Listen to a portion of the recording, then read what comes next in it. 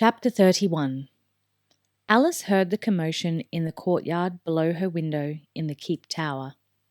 Shouts and horses' hoofbeats ringing off the cobbles. She reached the window in time to see 3 horsemen galloping full pelt for the portcullis gate.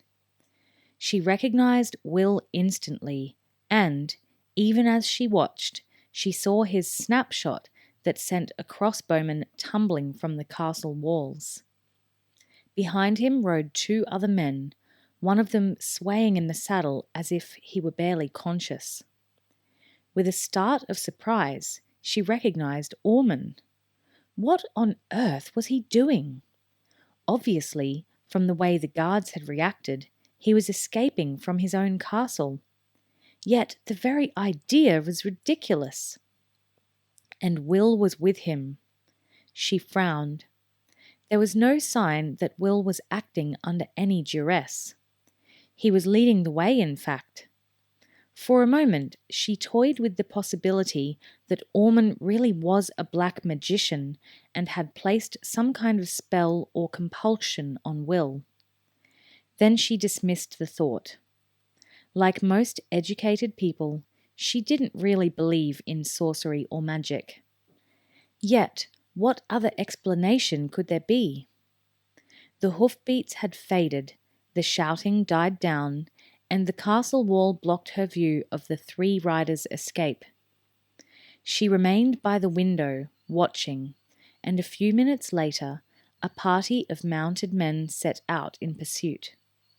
She frowned thoughtfully as she saw the leader, a tall man. There was something familiar about him, but she couldn't place it. She walked to the 2-seater couch and sank down upon it. Her first instinct was to dress and hurry downstairs to find out what was going on. Sir Karen would be the best person to ask, she decided. Then she stopped herself. Lady Gwendolen wouldn't behave in such a fashion. Lady Gwendolen was an empty-headed, self-obsessed twitterer who wouldn't take the slightest interest in anything that didn't involve new hairstyles, shoes, or fashions. And it certainly wouldn't be a good idea to show too much interest in the comings and goings of the jongleur, Will Barton.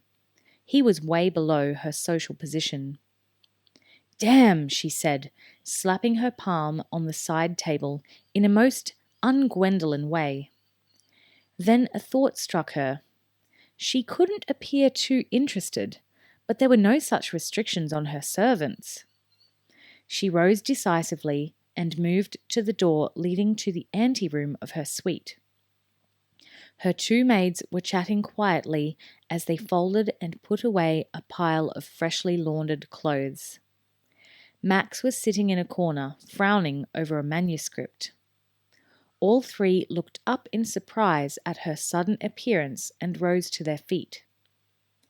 The anteroom was an inner room with no window, so they had neither seen nor heard the events that had just taken place in the courtyard. She motioned impatiently for them to relax. Sit down," she said, and when they had, she perched on the arm of another chair. "Lord Ormond," she told them thoughtfully, "just rode out of the castle with the jongleur Barton. They appeared to be breaking out.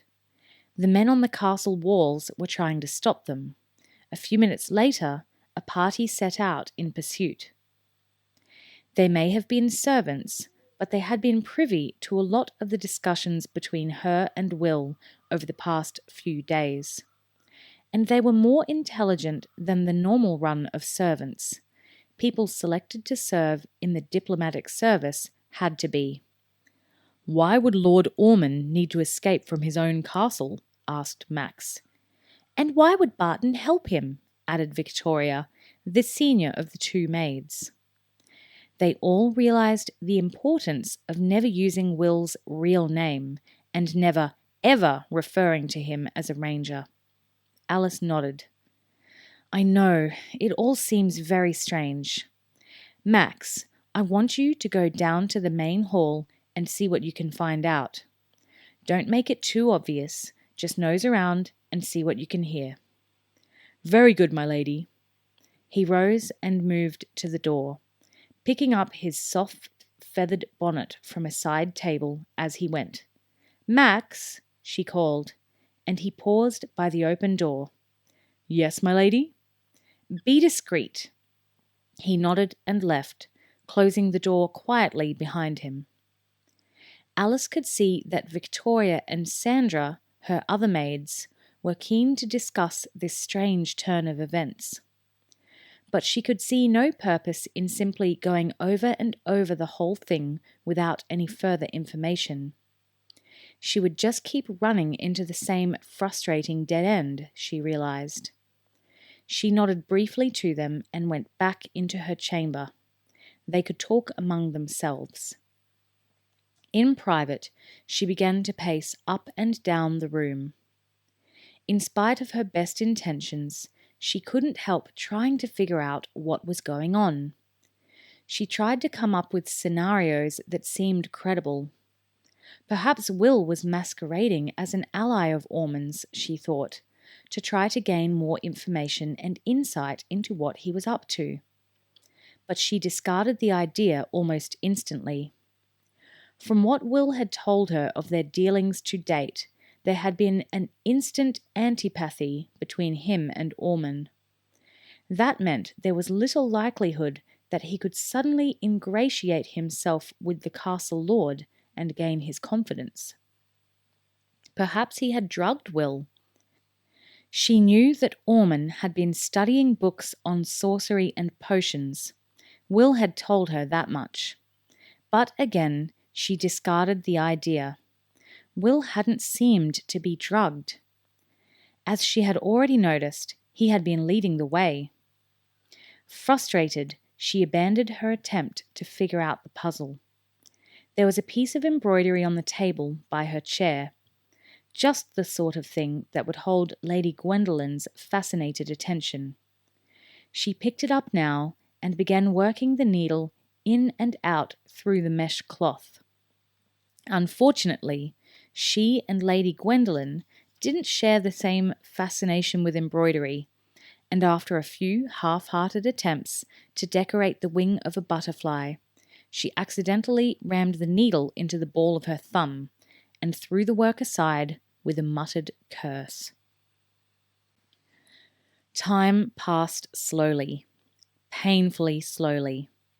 Max returned after an hour or so. His eavesdropping revealed no more than the facts that Alice already knew.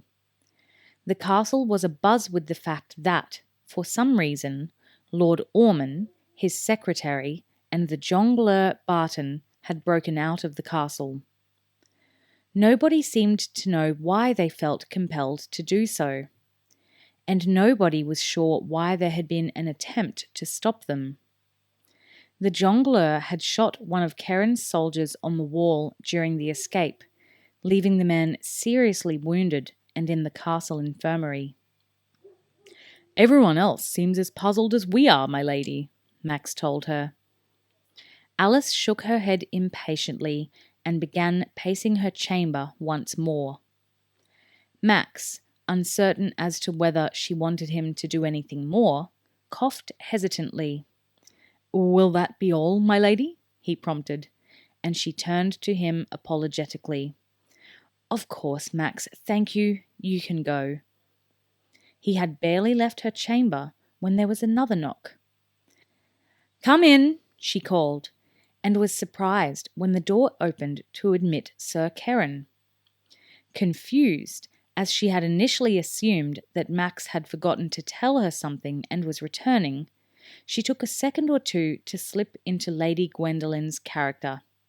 She wasn't sure if Keren noticed the lapse.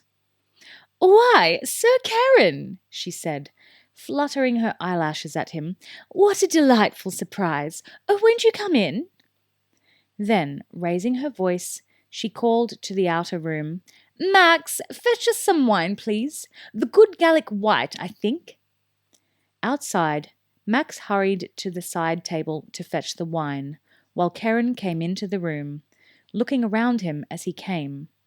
taking in the clutter of gowns, headpieces, makeup, and shoes that Lady Gwendolen seemed to surround herself with. Alice indicated a chair by the fire. "I'm sorry to bother you, my lady," Karen began, but she cut him off immediately. "Oh, it's no bother at all, Sir Karen. Absolutely no bother at all. Why, on the contrary, it's a pleasure to chat with a handsome young knight." She allowed herself a simpering grin. "Although, please don't tell my fiancé, Lord Farrell, that I said so." Karen inclined his head slightly. "Your secret is safe with me, my lady," he told her. While Max entered the room and poured wine for them both, Alice kept up a barrage of mindless nonsense. Karen was watching her carefully, she noticed. At last, as she paused for breath, he spoke. "I wondered, Lady Gwendolen, if you heard a bit of a commotion an hour or so ago." She widened her eyes as if wondering at his knowledge. "Why, as a matter of fact, so I did. All sorts of commotion, in fact. My man Max tells me that one of the guards was hurt. Is that true?" "Yes, unfortunately. I'm told, however, that he will recover," Karen said. Alice leant forward eagerly, her elbows locked between her knees, as if to contain her curiosity. "So tell me, Sir Karen, what was it all about? Were they criminals, perhaps? Robbers or brigands?" Karen was shaking his head sadly.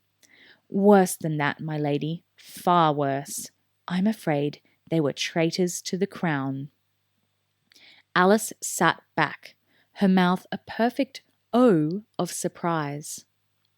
For a moment, she considered revealing her true identity and purpose to Karen. After all, he seemed like a solid type, and she knew Will had been on the point of taking him into his confidence. But some instinct stopped her. "Traitors? Sir Karen, here in Mackendore? How terrifying! Is the castle safe?" She added the last question, with a slight look of alarm on her face. Karen hurried to reassure her. "Quite safe, my lady. We have everything under control.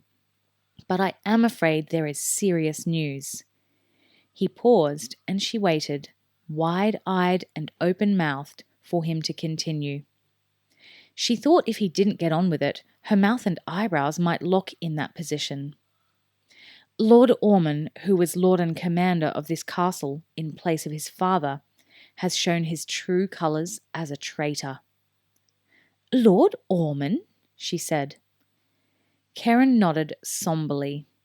"Apparently, my lady, he has been scheming to hand over the castle to a Scotty army before spring, and the jongleur Barton was working hand in glove with him."